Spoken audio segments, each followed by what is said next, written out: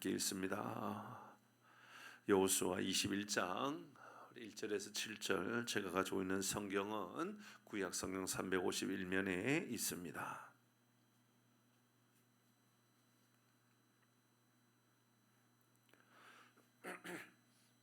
우리 교독에서 읽겠습니다. 1절에서 7절까지만 말씀 봅니다. 그때의 레위 사람의 족장들이 제사장 엘르아살과 눈의 아들 여호수아와 이스라엘 자손의 지파 족장들에게 나와 가나안 땅 실로에서 그들에게 말하며,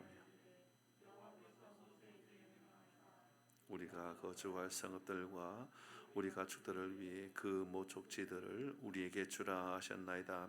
이스라엘 자손이 여호와의 명령을 따라 자기의 기업에서 그 성읍들과 그 목초지들을 레위 사람에게 주니라. 레위 사람 중 제사장 베냐민 지파 중에서 제비 뽑은 대로 13성읍을 받았고, 그하 자손들 중에 남은 자는 에브라임 지파의 가족과 단 지파와 므낫세 반 지파 중에서 제비 뽑은 대로 10성읍을 받았으며, 게르손 자손들은 이사갈 지파의 가족들과 납달리 지파와 바산에 있는 므낫세 반 지파 중에서 제비 뽑은 대로 같이 7절합니다. 머라리 자손들은 그 가족대로 르우벤 지파와 갓 지파와 스불론 지파 중에서 12성읍을 받았더라. 아멘. 구호하고 우리 말씀 함께 나누도록 합니다. 같이 합니다. 시작. 하나님이 우리와 함께 하십니다. 그래서 우리는 잘 되고 있습니다. 할렐루야. 아멘. 오늘 이 밤에도 우리에게 하나님께서 크신 은혜를 주실 줄 믿습니다. 우리 지난주에는 도피성에 대한 말씀을 나누었죠. 다음과 같은 여러 가지 교훈들을 우리가 살펴보았습니다. 먼저는 도피성은 예수님의 모형과 같다 그랬습니다. 가장 먼저 우리에게 꼭 중요한 교훈이 있다면 누구든지 피하는 자는 보호를 받는다라는 것이지요. 주의 이름을 부르는 자는 구원을 받는다 그랬습니다. 물론 구약성에서 이 피할 수 있는 사람은 부지 중에 죄를 지었는 산죄를 지었는 사람이라 그랬습니다. 그런데 예수님께서 지은 죄를 가지고 있는 우리 모두를 향하여서 저들은 죄가 없다라고 예수님께서 말씀해 주심으로 우리가 부지 중이 아니었는데 의도적으로 죄를 지었음에도 불구하고 우리 주님께서는 부지 중이라고 인정해 주심으로 우리가 주 앞에 이제 이름만 불러도 주님의 구원의 안에 우리가 거할 수 있게 되었다 말씀을 함께 나누었죠. 두 번째 우리가 나누었던 것은 이 도피성에 들어가기만 하면 절대로 내보내주지 않는다라는 거죠. 그러니까 이 내주지 않는다라는 겁니다. 뭐냐 하면 보복자의 피에 내어주지 않는다라는 겁니다. 복수하려고 하는 사람들에게 내어주지 않는다라는 겁니다. 예수님은 우리가 믿음의 사람, 구원받는 사람으로 살아갈 때에 절대로 사단에게 우리를 내어주지 않는다라는 약속과 같은 겁니다. 한번 구원받았으면 절대로 우리 주님께서 포기하지 아니하고 결국은 돌아오게끔 하기 때문에 이 시대에 우리가 사람을 함부로 판단하면서 저 사람은 예전에 집사였는데 왜 저래? 라고 판단하면 안 된다 그랬습니다. 왜냐하면 결국은 하나님께서 돌아오게끔 믿음의 사람, 구원받은 사람이면 언젠간 반드시 돌아오도록 인도해 주신다라고 하는 약속들을 우리가 포기하지 않고 마음에 새겨야 하기 때문이라 그랬습니다. 그리고 세 번째 우리가 함께 나눈 것은 언제까지 피할 수 있다 그랬죠. 첫 번째는 재판이 이루어질 때까지였고, 두 번째는 제사장이 죽을 때까지라 그랬습니다. 좀 이해 안 되는 이야기지요. 이런 도피성 안에 들어가는 그 죄인이 그 죄와 제사장이 무슨 상관이 있다고? 제사장이 죽을 때까지는 그 안에서 피할 수 있다고 그렇게 이야기했습니까? 만약에 제사장이 죽게 되면 바로 그 도피성에 피한 그 사람의 죄를 제사장에게 물은 것이 되기 때문에 자유의 몸이 된다라는 이야기였습니다. 그러므로 이 제사장은 바로 예수님을 의미한다라는 것이지요. 예수님이 우리를 위하여 죽으심으로 이제 대제사장이 되어 주셨습니다. 이제 안전하게 우리가 보호받는 사람이 되었습니다. 히브리 기자는 예수님이 우리의 대제사장이 되어주셨고 대제사장이 되어주셨던 우리 예수님께서 친히 어린 양의 제물이 되어줘서 바로 이 지성소 안에 들어가셔서 휘장을 찢음으로 위에서 아래로 찢음으로 이제 우리는 영원한 보호를 받는 사람이 되었다, 영원한 자유의 몸이 되었다 말씀을 나누었습니다. 이렇게 이제 지난주 그 전주로 이제 지파 땅 분배 이야기 끝났고, 땅 분배가 끝나자마자 바로 이어진 것이 하나님의 보호하심이 이제 어떻게 이루어질 것인가, 바로 이 도피성을 통하여서 하나님께서 영원한 보호 아래 거하게 하겠다라는 약속을 주셨습니다. 그리고 이제 오늘 레위 지파에 대한 이야기가 이어지는데요. 여러분 12지파 땅을 분배받았다는 것을 잘 생각해 보십시오. 사람들은 이런저런 다 사연이 있습니다. 그렇지요? 여러분 땅을 내어준다라는 것은 쉬운 일이 아닙니다. 여러분 그래도 여러분 땅을 작은 땅을 받았든 큰 땅을 받았든 이런 그래도 감격스럽지 않을까요? 그죠? 여러분 수백 년 동안 애굽의 종노릇 하다가 이제 광야에 40년의 시간을 보냅니다. 그런데 광야의 40년의 시간이 그들에게 녹록지 않는 시간이 있지 않았습니까? 여러분 40년의 시간을 보내면서 얼마나 고통의 시간이었고 얼마나 두려움의 시간이었겠습니까? 여러분 광야에서 죽어나가는 사람도 얼마나 많았고, 그래서 세대가 건너간 이후에야 이제 애굽을 떠나 광야의 시간을 지나서 가나안에 들어가게 된 것 아닙니까? 여러분 불만도 많이 있지 않았을까요? 그렇죠? 어떤 지파는 왜 우리에게 작은 땅을 주느냐, 왜 우리에게 이 산지를 주느냐, 이런저런 여러분 그런 마음 안에 불만들이 분명히 있었을 것입니다. 그렇지만 40년의 광야의 시간이나 수백 년의 애굽의 종의 시간들을 생각해 보면 그래도 이제 우리 땅이 생겼고 그래도 회복할 나라가 생겼으니 그 회복을 생각하면 모두가 다 감격 속에서 땅을 분배받게 되었던 겁니다. 그런데 레위 지파는 좀 다르죠.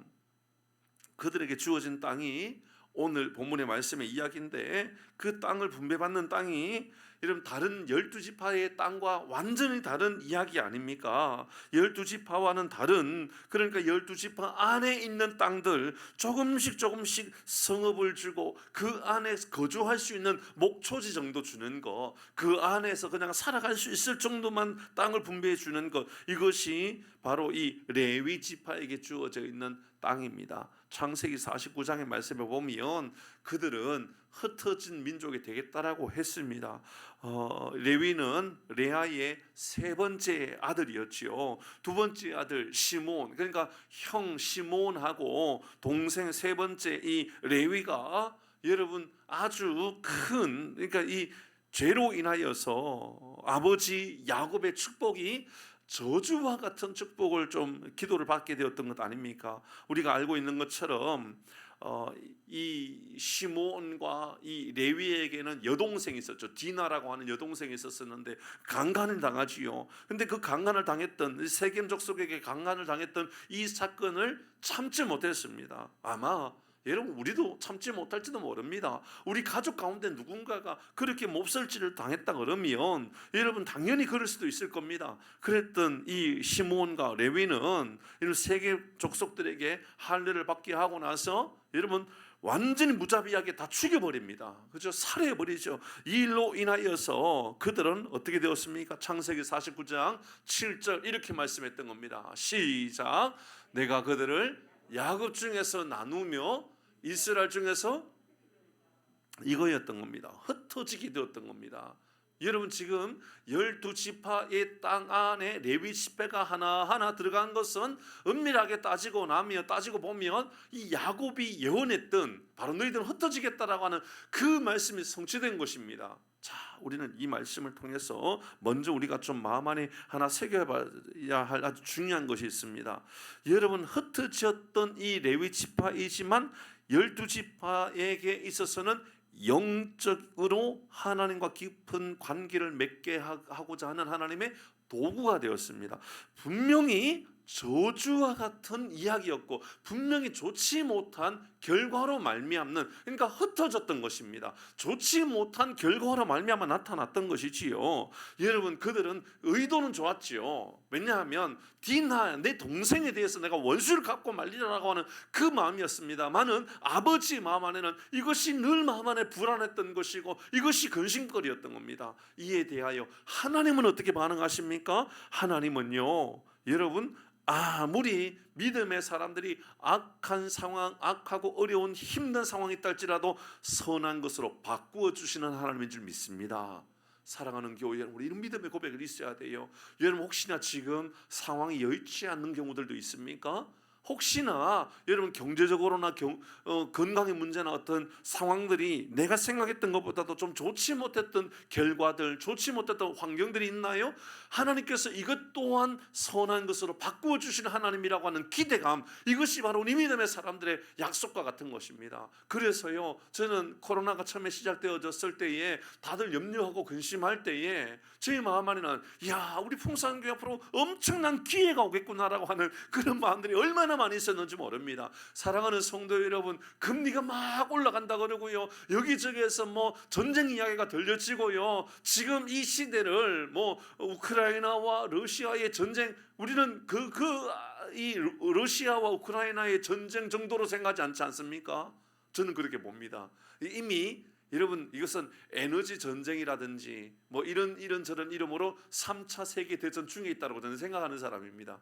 예를 들어서 중국과 미국 뭐 이런 거 있지 않지 않습니까? 유럽과 러시아, 이런 전체의 어떤 세계 대전을 이런 방법으로 만들어가고 있다라는 것이지요. 잘 생각해 보면 다 위기 아닙니까? 그죠? 위기입니다. 사랑하는 성도 여러분, 위기 안에 기회가 있는 것 아니겠습니까? 하나님은 우리에게 여러분 안 좋은 것처럼 보여지는 모든 상황들, 고난 가운데 하나님의 뜻을 깨닫게 되는 이런 좋은 하나님의 역사들을 우리가 기대할 수 있기를 바랍니다. 이런 경우들은 성경에도 많이 나오지 않습니까? 여러분, 요셉이 형들에게 팔려갔습니다. 위기입니다. 그죠? 그러나 그 위기가 위기로 끝나지 않습니다. 하나님은 이 요셉을 통하여 하나님께서 그 민족을 살리게 되었던 것 아닙니까? 애굽의 총리가 되게 하심으로 위대한 하나님의 사람으로 역사가 나타나도록 하나님 인도해 주셨던 겁니다. 여러분, 이런 일들은 굉장히 많다라는 것입니다. 여러분, 다윗도 위기가 있었습니다. 아브라함도 위기가 있었습니다. 그러나 위기가 위기로 끝나는 것이 아니라 믿음의 사람들에게서는 그것이 훨씬 더 좋은 하나님의 방법으로 새롭게 하신 일들이 예비되어 있다는 것이지요.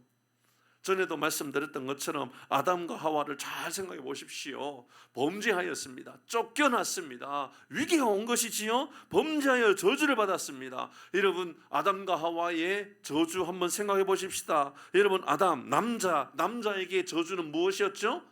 노동해가지고 밥벌이 해야 되는 인생이 되었던 겁니다. 여러분, 노동해서 밥벌이 하는 인생이 되었다라는 것이 분명히 저주지만 오늘날 이 시대에 노동하여 밥벌이 하는 것은 저주입니까? 축복입니까? 축복 아닙니까? 얼마나 복된 일입니까?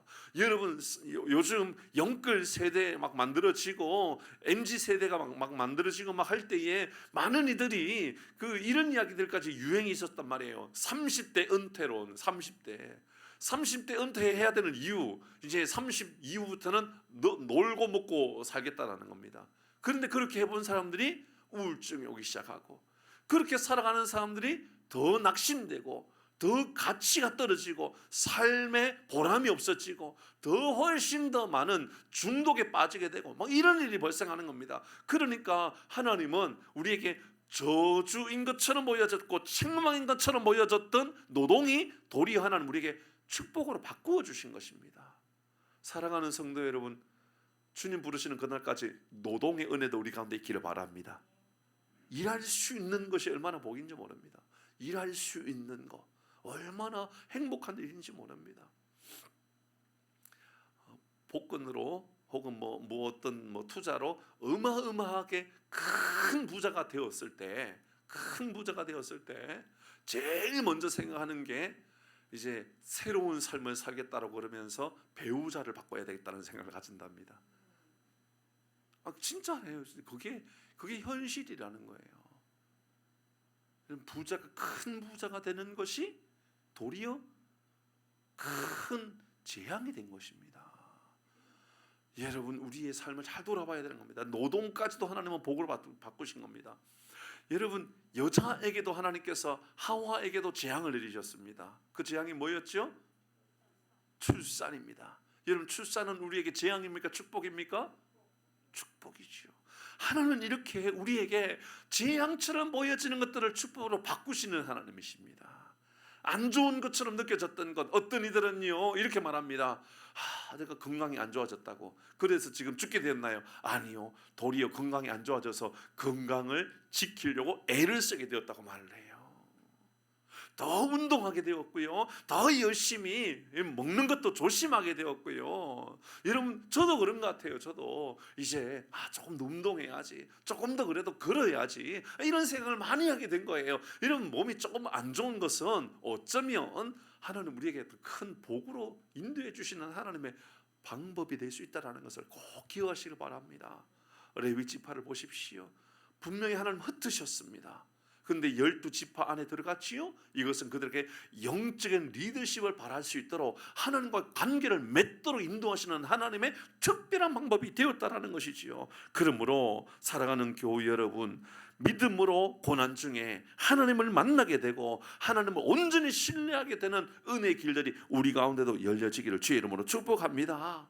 레위 지파를 한번 생각해 보십시다. 크게 세 개로 나누어지고 있습니다. 그핫 자손, 게르손 자손, 므라리 자손, 이렇게 이야기합니다. 이제 그림을 다시 한번 보도록 하지요.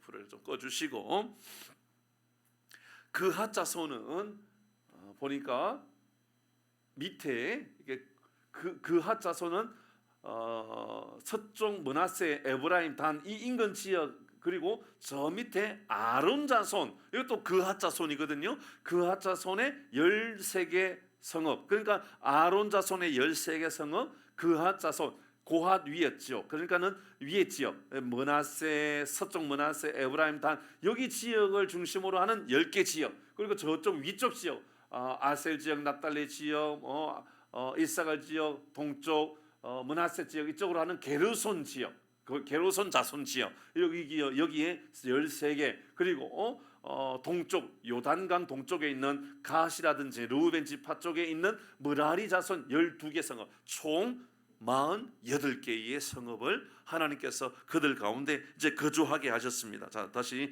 불을 켜 주시기를 바랍니다. 자, 이렇게 여러 군데 여기저기 곳곳에 이제 거주하게 되었던 것이지요. 레위 지파가 분배받았는 땅의 특징을 우리가 생각해 보도록 하십시다. 3절 말씀입니다. 오늘 본문의 3절 같이 합니다. 시작. 이스라엘 자손이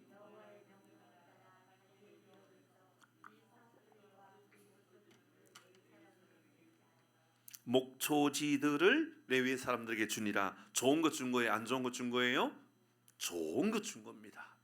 좋은 것, 여러분, 레위 지파에게 살 수 있는 아주 좋은 것들, 여러분, 주어야 할 그 사람들에게는 아까울까요? 안 아까울까요?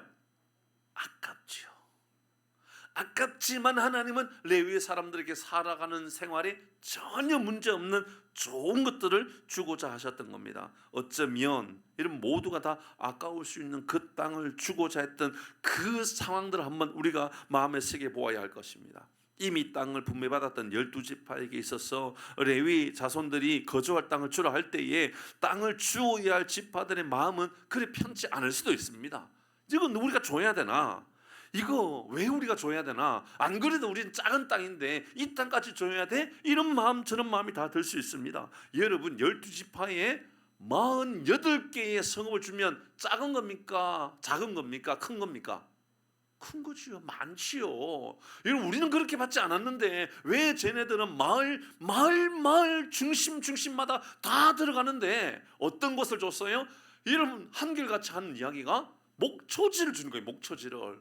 아니, 우리는 대부분은 땅은 다 뭐 산을 받았고 뭐 산맥 이런 데 받았던 사람들로 많았는데 왜 레위는 이렇게 좋은 땅 줬느냐, 이런 이야기가 분명히 나올 수 있었을 것입니다. 그러나 이 장면을 통해서 우리가 깨달을 수 있는 것이 있습니다. 그것은 여러분 레위 지파를 통하여 영적인 은혜가 흘러가는 것, 그러니까 영적인 복이 흘러가는 것에 있어서는 당장은 손해 보는 것처럼 보인다 할지라도 절대로 그렇지 않다는 것을 그들에게 알려주고 있는 것입니다. 하나님은 그들에게요 엄청난 복을, 그들에게 지금 유익한 길이 있다는 것을 알려주고 있는 것과 같은 것이지요. 여러분 12지파 중에 한 지파를 세워서 예배의 지파를 세웠다, 예배 인도자를 세웠다. 엄청난 건 아닙니까? 여러분 가장 중요한 것은 바로 하나님과 만나는 예배자로 나가도록 하는 것, 이게 가장 중요하다는 것을 알려주기 위함입니다. 민수기에서 보면 이 레위인들을 위하여 열의 하나를 구별하여서 11조까지도 드리라라고 이야기하고 있습니다. 레위인들에게는 이렇게 특별한 방법으로 하나님이 먹을 것이고, 나머지 지파들은 삶의 현장에서 노동을 하고 농사를 짓고 목축을 하고 또 군사를 만들어서 적군들과 싸우고 이런 일들에 최선을 다하라고 맡겼었습니다. 그런데 그 중에 열의 하나는 예배를 위하여서 헌신된 그 사람들을 세워야 한다라고 알려주고 있는 것이지요. 여러분 이것은 우리에게 영적인 원리와 똑같은 것입니다. 영적인 일들을 우선에 두고 살아가야 하는 것을 가르쳐주기 위해서 레위 지파를 마을마다 동네마다 지파마다 중심에 가장 좋은 땅에다 세워놓고 바로 이곳에서 예배하고 이곳에 모여서 하나님을 만나는 삶을 살아가라고 그렇게 인도한 것 아니겠습니까? 물론 이곳에 계시는 우리 성도님들은 일주일에 한 번 정도 예배드리는 사람들은 아무도 없습니다. 모두들 일주일에 여러 번, 어쩌면 저와 함께 일주일에 10번도 예배드리는 분들도 있습니다. 10번뿐이겠습니까? 매일 새벽마다 예배를 드리고 수요일도 드리고 금요일도 드리고 이런 주일날도 이런 드리고 주일날도 2번도 드리고, 그러면 생각해보면 일주일에 10번 이상도 여기 예배 드리고 있는 이들 여기에 있겠지요. 근데 많은 사람들은 사실은 일주일에 한 번 정도 예배를 드리는 것도 예배를 드려주는 것처럼 말할 때가 있어요. 예배 드리러 한번 가줄게요 라고 하는 식으로 이야기를 할 때가 있습니다. 여러분 그러면 안 되는 거죠. 오늘 성경은 우리에게 이런 한 번의 예배를 드려도 생명을 다하여 드리는 예배, 우리의 삶의 우선순위를 예배에 두고 한번 살아가 보라고 알려주고 있는 것 아니겠습니까? 세상은요 우리에게 돈이 최고다, 명예가 최고다, 권력이 최고다 그렇게 가르쳐 줍니다. 세상에 잘 사는 것은 바로 부자가 되는 것이 잘 사는 것이다, 이런 그렇게 가르쳐 줍니다. 그런데 오늘 성경은 우리에게 레위를 각각의 그 지파 가운데 가장 좋은 땅에 가장 좋은 목초지에 이런 레위 지파를 보내면서 그곳에 거주하면서 그곳에서 말씀을 증거하고 예배하는 일에 조금도 어려움이 없도록 인도하라고 그렇게 우리에게 알려주고 있는 것이지요. 이것이 바로 그리스도인의 삶의 법칙과 같은 것입니다. 여러분의 삶의 우선순위는 무엇입니까? 가장 우선순위에 두고 있는 것, 내가 가장 중요하게 여기고 있는 것, 삶의 우선순위를 어디에다 두고 있습니까? 여러분 그렇다 하여서 여러분 우리가 세상에 나가서 일하는 것도 멈추고 교회 안에서 살라 그 이야기가 아니지 않습니까? 여러분 우리는 세상에 나가서 열심히 돈도 벌어야 되고요, 열심히 영광스러운 일들도 잘 감당해야 됩니다. 그러나 늘 마음 안에 내 삶의 시작은 바로 예배라고, 내 삶의 중심은 기도라고, 바로 내 안에 은혜가 넘쳐나야 내가 이것을 감당할 수 있는 힘이 생긴다, 이 믿음의 고백이, 이런 고백이 있기를 바랍니다.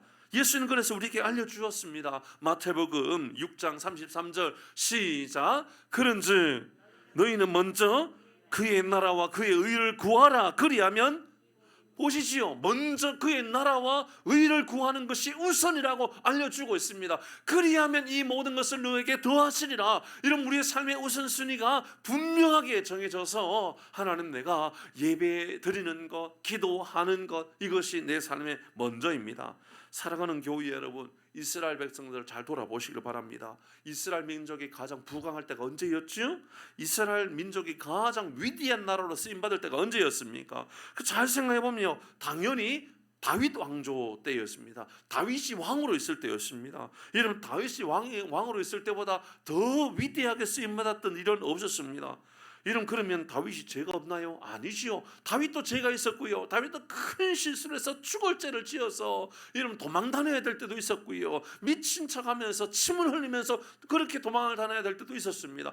그런데 하나님께서 다윗을 위대하게 사용하시고 다윗을 위대한 하나님으로 세웠던 이유는 뭘까요? 자, 생각해 보면요, 다윗이요 위대한 하나님의 이름을 숨없이 예배하는, 그래서 우리가 새벽마다 이런 시편을 묵상하고 있는데 시편의 대부분은 다윗을 통하여 기록되어져 있지 않습니까? 왜 그럴까요? 다윗은 예배자였기 때문에 그렇습니다. 다윗이 예배할 때는요 악한 영들이 떠나가는 기적들을 이런 경험했던 사람이었기 때문에 그렇습니다. 그래서 그는 하나님을 예배하는 것보다도 더 중요하게 여긴 것은 없었던 것이지요. 이것이 바로 우리의 삶의 믿음의 법칙과 똑같은 겁니다. 사랑하는 교회 여러분, 예배가 회복되고 말씀이 중심에 서고 찬양이 회복되는 삶을 살아감으로 말미암아 우리의 삶에 우리 하나님 앞에 가장 존귀하게 세워지는 은혜가 임하기를 주의 이름으로 축복합니다. 오늘 이 레위의 자손의 이 자손의 자녀들의 이름이 오늘 기록되어 있지요. 오늘 말씀에 보니까 땅을 분배받는데 첫 번째 분배받는 게 누구지요? 레위 자손 중에 그핫이 먼저 받습니다. 그죠? 두 번째는요 게르손, 세 번째 므라리 이렇게 받잖아요. 그죠? 그핫, 게르손, 므라리 이렇게 땅을 분배받았어요. 맞죠? 그죠? 분명히 맞죠? 제가 잘못 본 건 아니죠? 그죠? 장남이 누굴까요? 순서대로 보면 그핫이 장남인 것처럼 보이지 않습니까? 그죠? 성경 보겠습니다. 창세기 46장 11절 시작. 레위의 아들은 게르손과 그핫과 누가 장손 같아요? 게르손이 그핫. 여러분 장손 같지 않아요? 장난 같지 않아요? 여러분 이것만 봐서 모르겠다고요? 출애굽기 6장 16절의 말씀에 보면 레위의 아들들의 이름은 그들의 족보대로 이러하니 게르손과 고핫과 므라리요. 이름 보시면 계속해서 게르손이 먼저라고 이야기합니다. 그렇죠? 또 읽어볼까요? 민수기 3장 17절에도 말씀 보면 레위의 아들들의 이름은 이러하니 게르손과 고핫과 므라리요. 역대상 6장 1절에도 또 나와요. 이 말씀 한번 봅니다. 시작. 레위의 아들들은 왜 그의 자녀들의 이름을 순서대로 이렇게, 여러분 그의 자녀들을 이런 아이들이 있었다라고 반복해서 이렇게 성경들을 여러 군데 기록한 경우들을 본 일이 있나요? 거의 없죠. 그렇죠? 그런데 오늘 말씀에 보니까 게르손이 먼저 나와요? 그핫이 먼저 나와요? 누가 먼저 나왔어요?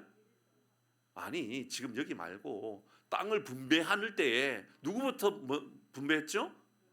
왜 그것부터 먼저 분배했을까요? 제사장 아론 이야기하고 있잖아요. 뭐 하는 사람이라고요? 예배하는 대제사장 아론 때문에 그랬던 겁니다. 뭐냐 하면 그들은 예배하는 사람이었다라고, 예배 중심의 삶을 살아가는 것이고 그들은 예배하기 위하여 존재하는 사람이라는 것을 알려주기 위하여, 여러분 게르손이 장자임에도 불구하고 바로 그핫, 바로 누구냐면 바로 이 대제사장이었던 바로 아론이라는 이름을 등장시키기 위하여 먼저 그핫을 등장시키고 있는 겁니다. 우선순위에 대한 이야기를 먼저 하고 있는 것이지요. 여러분 다른 게르손도 므라리도 이후에 다 함께 예배자의 삶을 살아가고 예배 인도하기 위하여 이들은 존재하는 사람들이 된 것이지요.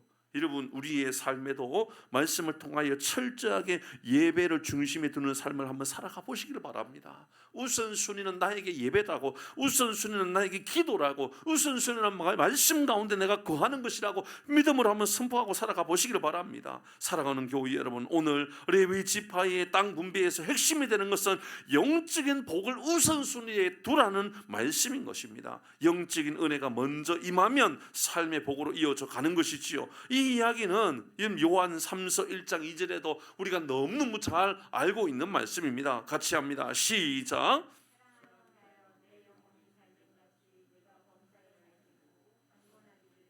아멘. 사랑하는 자요, 내 영혼이 잘됨 같이 영혼의 복이 있으면 삶의 복이 이어져 간다. 사랑하는 교회 여러분, 우리의 가정마다 여러분의 가정마다 우선순위가 여러분 예배가 세워질 수 있는 은혜가 있기를 바랍니다. 우리도 기도회의 삶이 우선순위고요. 우리 교회도 마찬가지인 겁니다. 우리 교회가 아무리 좋은 일 많이 해도 기도보다 예배보다 앞설 수 없다라고 믿음으로 선포해야 되는 것이지요. 이로 인하여서 우리 교회가 복된 교회, 복된 나라, 복된 가정, 복된 우리 사회를 만들어가는 은혜가 임하기를 주의 이름으로 축복합니다. 말씀을 마무리합니다. 사랑하는 교회 여러분, 하나님은 우리에게 여러분 항상 가장 좋은 것으로 바꾸시는 하나님이라고 알려주셨습니다. 분명히 흩어지는 사람들이었습니다.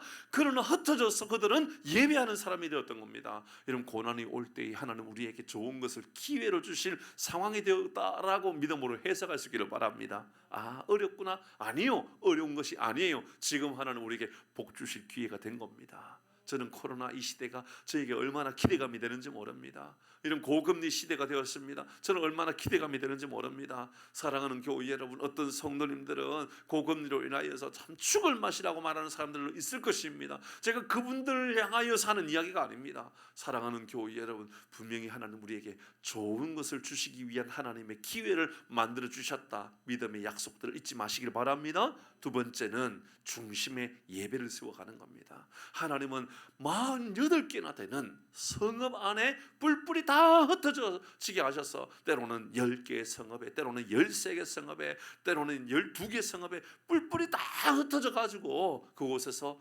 그 나라의 그 지파의 예배자가 되라고, 예배를 세우라고 하나님께서 명령하셨죠. 그러면 사랑하는 교회 여러분도 여러분 가정에 예배를 세우는 사람으로 세워질 수 있기를 바랍니다. 우리 교회가 예배가 건강하고 우리 가정이 또 우리 목장이 예배가 건강하여서 하나님 기뻐하시는 놀라운 일들에 쓰임받는 은혜가 임하기를 주의 이름으로 축복합니다. 우리 같이